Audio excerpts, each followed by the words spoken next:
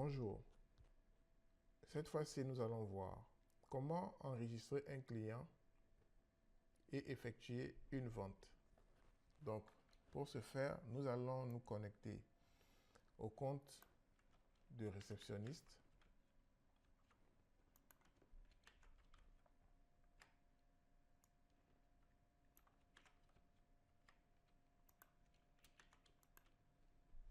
Et voilà.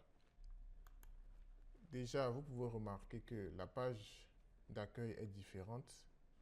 Ici, nous avons les arrivées du jour.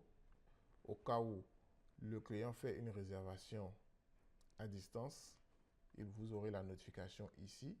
Si, selon le planning défini sur cette page, vous avez un départ prévu aujourd'hui, vous aurez la notification ici également.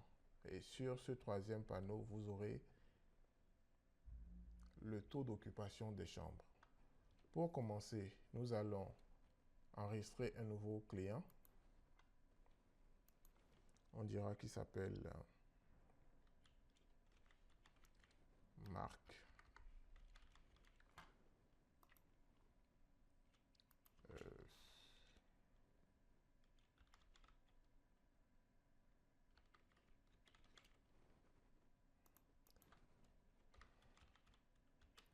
C'est un professeur.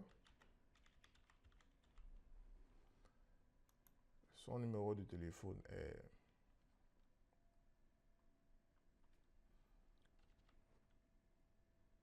228 95 95 95 95. J'espère que je suis à jour. On va supprimer le dernier 95 alors. Il a le même WhatsApp.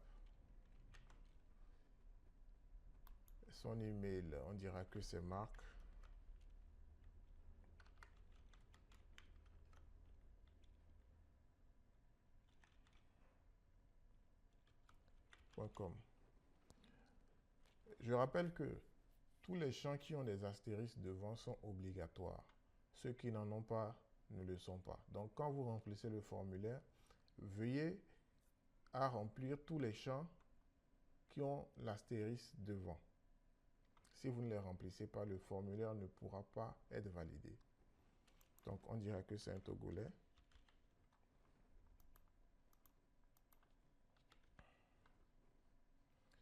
Il a 35 ans.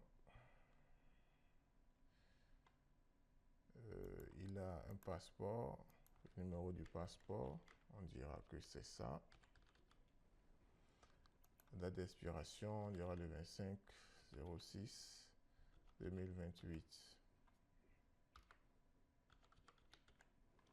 Voilà. Vous pouvez également le définir directement dans le calendrier ici. Ici, on pourra choisir les chambres que nous avons enregistrées tout à l'heure. Automatiquement, elles seront ici. Donc, je choisis cette chambre-ci, un adulte, 0 enfant. Il arrive le 30 mars 2026. Il veut repartir le 3/4. Ici, s'il a une note spéciale, le client peut vous annoncer qu'il est allergique à tel produit, qu'il souhaiterait avoir tel service et tout. Vous pouvez l'enregistrer, le saisir ici pour ne pas l'oublier. Donc, ici, nous allons valider.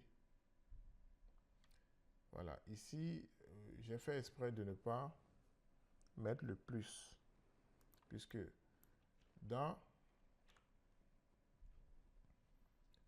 la notification de base qui est inscrite ici, vous devez forcément avoir un plus. Ici, donc, on mettra le plus. Et ici, ce n'est pas forcé, mais nous allons également le faire pour la forme.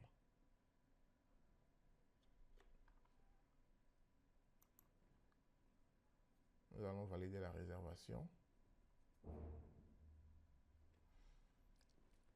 Nous arrivons maintenant au niveau de l'établissement de la facture.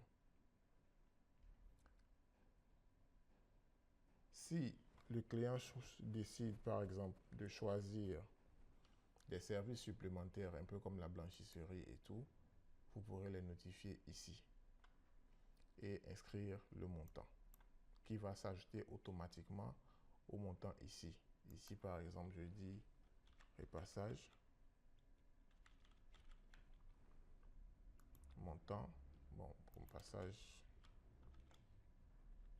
d'une chemise,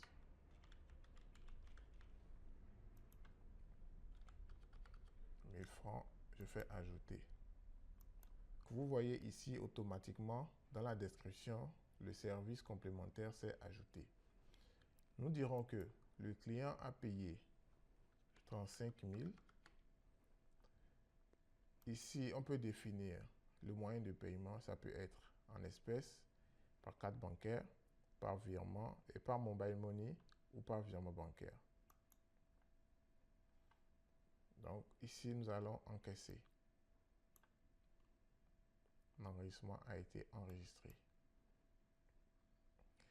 Donc pour ce client, il lui reste à payer 11 000 francs CFA. Nous pourrons générer un reçu, mais nous allons aller un peu plus loin plus tard et générer le reçu.